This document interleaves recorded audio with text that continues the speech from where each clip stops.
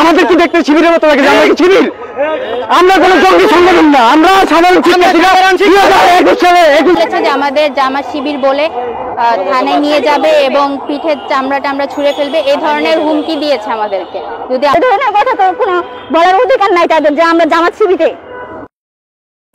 তাদেরকে অবগত করার জন্য যে কর্মসূচি করি আমরা করতে পারি, এটা অধিকার আমাদের আছে। আমরা একটা দেশে বসবাস করি, এই ভূখণ্ড আমাদের সবার। তো সবার যদি একটা কোনো অযৌক্তিক ব্যাপারে কেউ যদি ডাক উঠাতে চায়, এটা গণতান্ত্রিক একটা দেশ, এই দেশে এই ডাক উঠাতে দিতে হবে, কেউ বাধা দিতে পারবে না। তারা কেন বাধা দিবে? এইটা হচ্ছে তাদের জবাব দিতে চাই। আমাদের গায়ে কেন হাত দিছে, আমাদের মাইক কেন কেড়ে নিছে, এইগুলোর জবাব দিতে চাই। এবং আমাদেরকে কেন হুমকি দিছে যে আমরা শিবির বলে আমাদের চালিয়ে দেবে? আমাদের কি দেখতে শিবিরের মতো লাগে? আমরা কি শিবির? আমরা কোনো জঙ্গি সংগঠন না, আমরা সাধারণ শিক্ষার্থীরা, 2021 সালে 21 বছর শিক্ষার্থীরা। আমরা সাধারণভাবে শান্তিপূর্ণভাবে স্মারকলিপি দিতে আসছি। আমাদের কেন তারা এভাবে বাধা দিছে, গায়ে হাত দিছে এবং হুমকি দিছে, তার জবাবদিহিতা করতে হবে।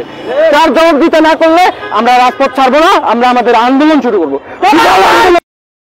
আমরা আজকে বিশেষ করে আসছি হচ্ছে ভিসি স্যারের কাছে স্মারকলিপি দিতে। মেন কথা হচ্ছে আমরা সেকেন্ড টাইম চাই, আমরা ভিসি স্যারের কাছে স্মারকলিপি দিতে চাচ্ছিলাম, কিন্তু ওনারা আমাদেরকে এসে আটকে দিয়েছে, বাধা দিয়েছে এবং কি আমাদের কাছ থেকে ওনারা ব্যানার এবং মাইক ছিনিয়ে নিয়েছে, আমাদের ছেলেদের গায়ে হাত তুলেছে, আমাদেরকে ওনারা জামাত শিবির বলে দাবি করেছে। ওনারা বলছে আমাদের জামাত শিবির বলে চালিয়ে দিবে। কেন?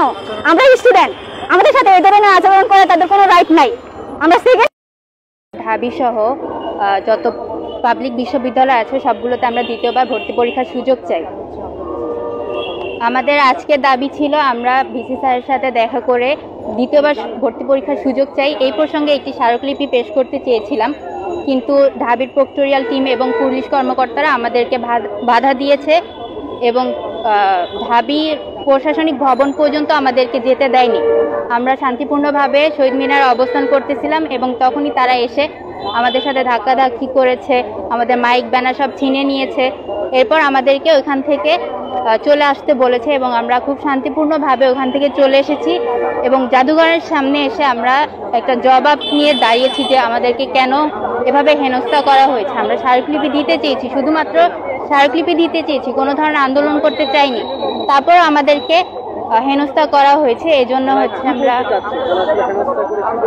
হেনস্থা করতে বলতে চাচ্ছি যে আমাদের কর্মীদের, আমাদের যে সদস্যরা আছে, শিক্ষার্থীরা আছে, তাদের মধ্যে একজনের গায়ে হাত তোলা হয়েছে এবং হচ্ছে তাকে ধাক্কা দেওয়া হয়েছে এবং আমাদের থেকে জোর করে ব্যানার এবং মাইক কেড়ে নেওয়া হয়েছে।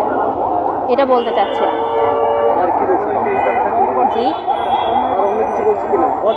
হ্যাঁ, আর অন্য কিছু বলেছে, আমাদেরকে বলেছে যে আমাদের জামাত শিবির বলে থানায় নিয়ে যাবে এবং পিঠের চামড়া টামড়া ছুঁড়ে ফেলবে, এই ধরনের হুমকি দিয়েছে আমাদেরকে। যদি আমরা কোনো ধরনের আন্দোলন করি বা পরবর্তীতে যদি স্মারকলিপি দিতে আসি, তাহলে এ ধরনের হুমকি দিয়ে আমাদেরকে দিতে বাধা সৃষ্টি করবে। আবার আমার নাম ইসরাত জাহান ইমা, আমি মতিঝিল আইডিয়াল থেকে ইন্টার পরীক্ষা দিয়েছি।